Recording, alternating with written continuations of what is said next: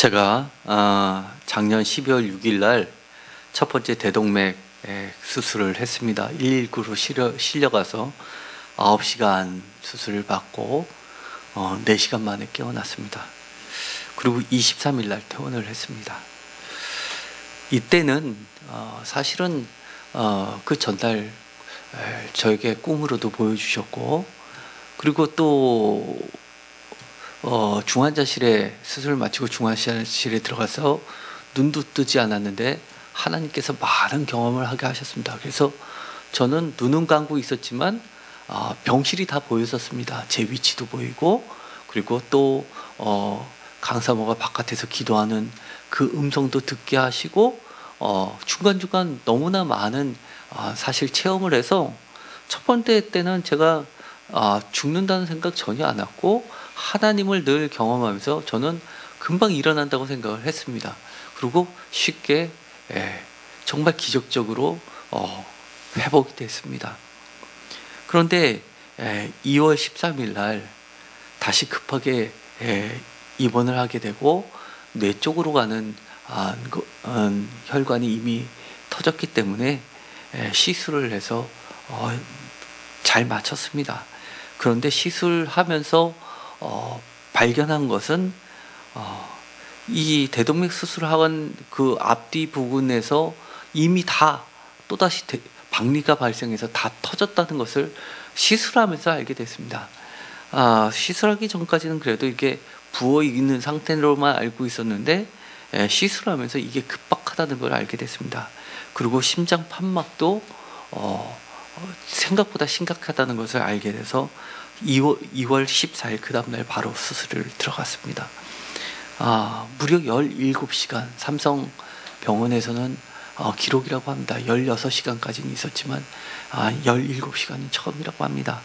수술하면서도 판막을 교체하면서도 그 사이에 수술이 다 끝나고 덮으려고 하는데 다른 부위들이 다 찢어지면서 또 다 터지는 바람에 그런 것을 막느라고 시간이 굉장히 많이 허비됐다고 합니다. 나중에 또 서류를 띄는데 처음에는 이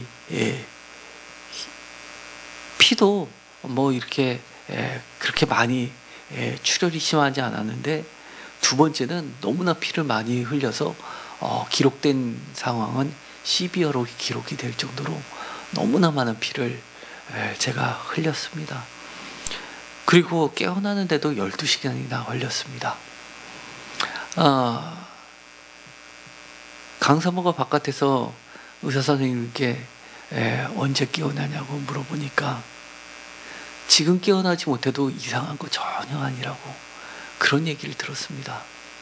그러고 나서 깨어났다고 하면서 얘기를 듣고 들어가서 저를 봤는데 눈은 떴는데 초점은 없고 입은 벌리고 있고 정말 멍하니 쳐다보는 모습을 보고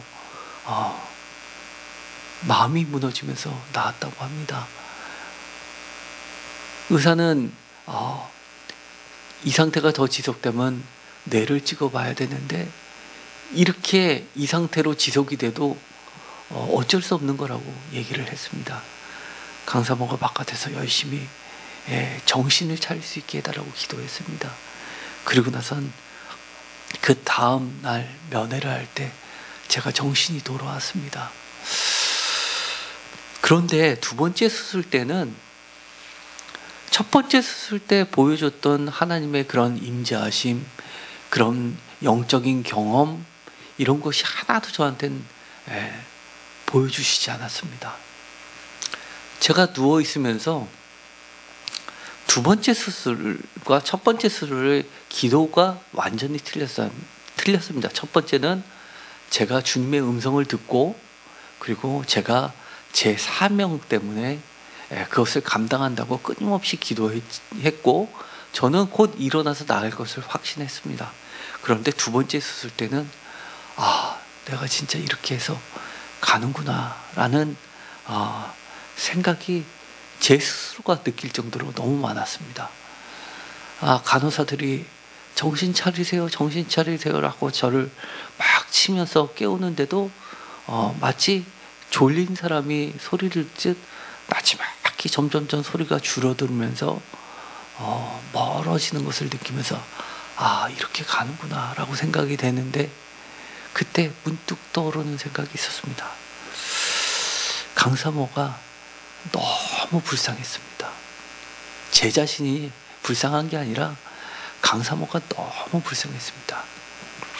첫 번째 수술을 마치고 퇴원하면서 저한테 음식 같은 거를 극진히 회복한다고 하면서 그렇게 준비하면서 저한테 이렇게 다시 살아와줘서 고맙다는 얘기를 했습니다. 남자들은 아마 그런 거 많이 느낄 겁니다. 제가 다른 사람한테 짐이 된다는 것, 그거 받아들이기 어렵습니다. 차라리 이럴 바에는 차라리 내가 가는 게 낫다라는 생각이 들 때가 있습니다. 그런데 강사모가 그때 이런 기도를 했었다는 겁니다. 첫 번째 수술을 하면서 하나님께 의사 선생님이 자기네들이 최선을 다했지만 반신불수가 될 수도 있고 아니면 다른 이제 정신지체가 될 수도 있고, 그런 얘기를 하면서 그런 얘기를 듣다 보니까 처음에는 그런 기도를 했다고 합니다. 반신불수가 하반신 마비가 되더라도 살려주십시오 라고 기도를 했답니다. 그런데 그렇게 기도를 하다 보니까 강사모 자신은 괜찮은데 본인인 제가 그걸 감당 못할 것만 같았다고 합니다. 제가 그런 모습으로 이 땅을 살아갈 자신이 없을 것 같이 느껴졌다고 합니다. 그래서 다시 기도를 하면서 온전하게 회복돼서 주의 일을 감당하면서 할 수 있게끔 회복시켜 달라고 기도를 했답니다.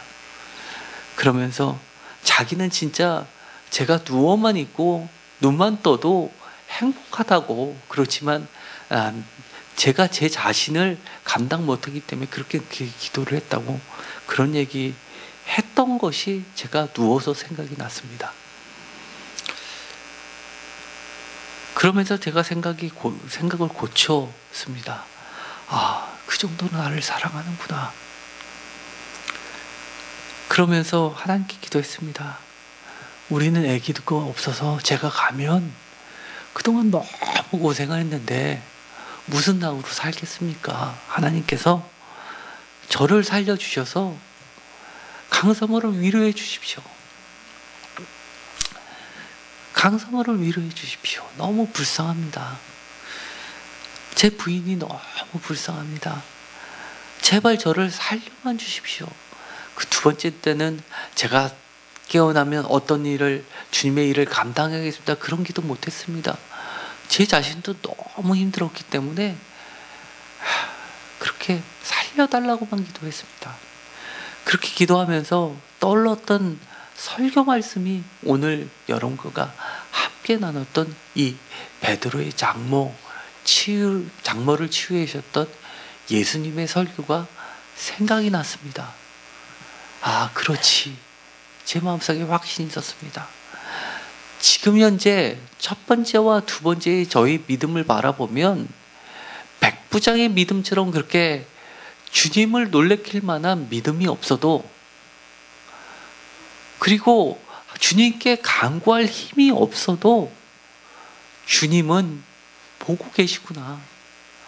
주님은 나를 다시 한번 일으켜 세워주시는구나 라는 것을 깨달았습니다. 그러면서 뒤를 돌아봤습니다. 지금 설교가 블로그에 한 800편 넘게 올라가 있지만 돌이켜보면 작년에 1년 중에 절반은 강사모하고 저하고 단 둘이서 새벽 예배 드렸습니다. 절반은 그렇게 했습니다. 아무도 듣지 않는 설교, 그렇지만 매일매일 이렇게 매일매일 최선을 다해서 설교를 했습니다. 왜냐하면 하나님이 보고 계시기 때문입니다. 남들은 그럽니다. 제 설교를 듣고 나서 사람 없을 때는 기도만 하고 아깝지 않느냐 이렇게 설교 준비했는데 좀 사람 있을 때 써먹어도 되지 않냐라고 했지만 저는 그 말 듣지 않았습니다. 하나님이 보고 계신데 이곳이 성전인데 하나님 세례 요한도 광야에서 외치는 소리가 지금 2000년이 지나도 우리가 그 설교를 듣고 있지 않습니까? 하나님께서 아무도 없는 이 설교, 주님의 말씀을 선포하는 이 설교 반드시 주님께서 만백성에게 들리게 해주십시오라고 기도하면서 설교했었습니다. 그런데 그러면서 두 번째 수술하면서 생각이 났습니다. 아, 그때 했던 그 설교가 나를 위한 설교였구나. 나를 살리기 위한 그 설교를 그렇게 주님께서는 준비해 놓고 있으셨구나라는 걸 깨달았습니다. 다른 사람을 위한 것이 아니라 우리의 생명을, 나의 생명을 주님께서는 붙잡고 계셨던 겁니다. 우리는 많은 착각을 하고 삽니다. 우리가 믿음이 있어야지만, 굳건한 믿음이 있어야지만 무엇인가 우리 삶에 변화가 있을 줄 착각합니다. 그렇지 않습니다. 오늘의 말씀처럼 정말 아무것도 간구할 수 없는 베드로의 장모처럼 우리가 아무것도 주님께 내어놓을 것이 없어도 주님은 우리를 보고 계시고 우리를 붙잡고 계신다는 것 기억하시기 바랍니다. 주님께서 여러분의 삶에 찾아오십니다. 믿으십시오. 찾아오셔서 누워있는 것을 손을 만지시며 일으켜 세워주십니다. 주님께서 죽음을 극복하시고 부활하셨듯이 주님만 부활하시는 것을 기대하는 것이 아니라 우리 모두도 부활의 삶을 살기를 원하고 계십니다. 제가 이 시작할 때 여러분께 드렸던 그 제목, 여러분도 부활의 삶을 살고 계십니까?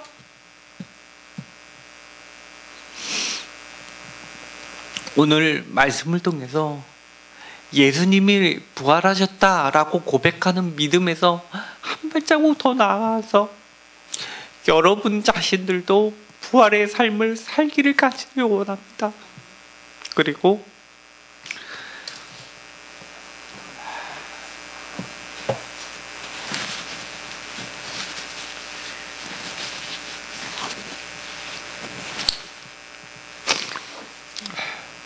중요한 것이 더 있습니다. 여기서 베드로 장모가 다시금 일어나서 했던 행동, 그것이 우리에게 알려주시는 부활의 삶입니다. 여러분에게 있어서 부활의 삶은 어떤 것입니까? 죽음이란 어떤 것입니까? 베드로의 장모는 이런 모습을 우리에게 보여주신 겁니다. 예수께 수종들더라. 부활의 삶 다른 거 아닙니다. 예수께 수종들더라. 사실은 예수께 수종들더라 라는 표현은 원어는 집사, 사도행전에서 나오는 7 집사를 이야기할 때 디콘이라고 하는데 수종들더라와 그 집사 디콘과 어근이 같습니다. 다시 이야기하면 죽음을 경험하고 부활의 삶을 받은 이 여인은 사도행전의 7 집사와 같은 삶을 살고 있다는 것을 이야기하는 겁니다.